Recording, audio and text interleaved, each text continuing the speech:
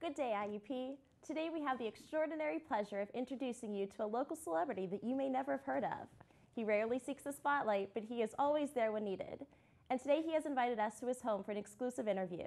Ladies and gentlemen, he is Indiana's own friendly neighborhood superhero. He is Captain Fantastic. What do you? Yeah, that's nice. Okay. So, Captain Fantastic, for how long have you served the citizens of Indiana as their sworn protector? Well, I don't like to brag, but about 2 months now. 2 months of moderately solid protecting. Well, that's good. We're all delighted by the fact that you've opened your doors to us, but why now? Why agree to appear in the spotlight today? Well, I thought it was about time. I mean, 2 months, and my PR is down. My PR guy, he quit because I just didn't like him. He had this weird accent. I don't know. Every superhero has an origin story, and I'm sure our viewers are dying to know what yours is.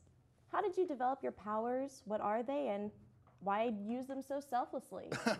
Well, any superhero needs to be selfless. Superhero, not a mediocre hero. But okay, funny story, my origin story. Okay, so I was at Walmart, right, buying these, and this new pair of spandex, or as I like to call them, Mandex.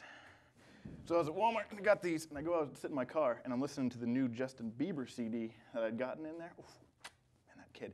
And I had my first run-in with my first villain. He's known as Potato and Tailpipe Man. Needless to say, he put a potato in my tailpipe, and I got a wicked case of carbon monoxide poisoning. And I wake up in the hospital, look to my left, is the first thing I see is the clothes, and I think, you know what? I'm a superhero, and I got some cool powers too, all right? I can cut an onion without crying. I can drink almost 2 beers before getting tipsy. Rather fond of Chinese food. Sometimes it's a little too spicy, though. I climbed a tree once, scraped my knee. I climbed the whole way to the top, though. Such a long list. I can't remember them all right now. And if I told everyone, I can't tell because, you know, my villains might be watching. And Potato and Tailpipe Man might know that, you know, I don't drive anymore. True. Take the bus. So why did you settle on the name Captain Fantastic? That's another great story. My goodness, story time. I was on this cruise, and there was these rich and famous people and stuff. And the captain got this really, really bad case of seasickness. So he's in the bathroom throwing up, and I had to take the wheel of the ship, and I was steering all around. Well, there weren't any obstacles or anything. I just had to kind of stand there for 5 minutes, and the captain came back out, and he said, "Wow, son, you should be captain. That was fantastic." Oh. Here we are today, Captain Fantastic. So do you have any weaknesses at all? Kryptonite, magic, unmarried reporters? Did you? Just gonna. This little. What happened there? How you doing? But I can't discuss my weaknesses because same reason I couldn't discuss my powers because, you know, carbon monoxide obviously, but that was a bad day. I couldn't like see straight for a week. Yeah, that's terrible. Thought a squirrel was a villain, and yeah, it was a bad day. Bad day. Right. So how does your family and friends feel about your chosen line of work? Are they supportive? Do they even know? Well, Mom's upstairs. She's pretty cool. She's pretty cool with it. I mean, she thinks it's having a fun time dressing up. She doesn't know. She doesn't know how serious it is. Okay. She's a wonderful lady. Though most superheroes prefer to do their work solo, have you ever had a sidekick or been one to another? You think, would Superman be sidekick to Spider-Man? Huh? What kind of question is that? Of course not. Of course I would. Why would I have a sidekick? Well, there was this one time, my little nephew, he wanted to play dress up. This isn't dress up. This is a way of life. A superhero. You think, oh, it's just ridiculous. No one makes fun of Superman for his costume, Batman for his costume. It's just, some people just don't understand. I did cater once to the Justice League. That really sucked because they treated me like not an equal, like a, I don't know. It's just. That's unfortunate. So I don't fraternize with them anymore. I like their stuff, but I just don't mess around with that. What about superhero team-ups? Have you ever been asked to join a group of heroes? Are the Avengers in a frequent contact? And would you accept a personal call from Mr. Richards if he needed your assistance with Galactus? Galactus.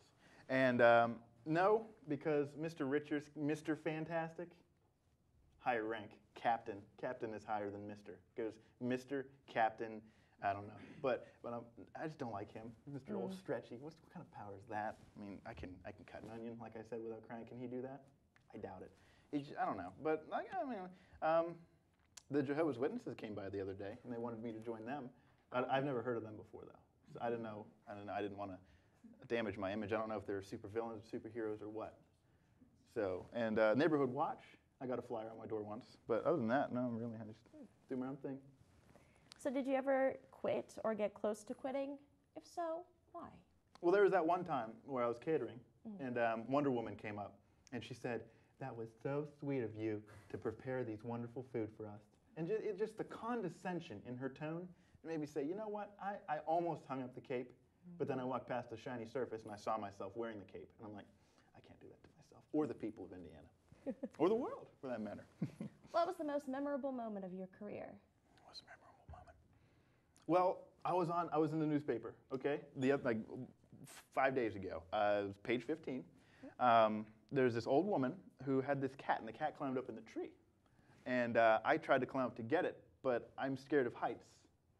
So they had to call the fire department, but to help us both down. But I still got it in the newspaper. A brave man tries to save cat, but fails. But my mom clipped it out. It's on the fridge. That's very nice. That's very nice. Along with some pictures I drew. Oh. So a rough estimate about how many people have you saved since you started out? About 3. Yeah. There was got this call from the Red Cross, and did you know that if you give blood, you can save up to 3 lives? So I went and I gave blood. I've saved 3 lives. How many lives have you saved? That's what I thought. Okay. You're not a superhero. That's right. What is the next question? So how often do you patrol the streets of Indiana? Well, there's community service involved, so I had to go, but I'd say 60 hours a week. Is it hard to protect a secret identity in a small town such as Indiana where most people know each other? Not really. Everybody here's stupid. But you maintain that you have successfully managed to keep yours a secret. Like I said, everybody here's stupid. And I mean, look at this. See right here? You don't know who I am. I got this on. Invincible. So if anonymity is such an important part of your work, why invite us to your home for this interview? I could clearly see on the mailbox that the only resident of this house is a Mr. Durden. Do you deny that you are, in fact, him? I'm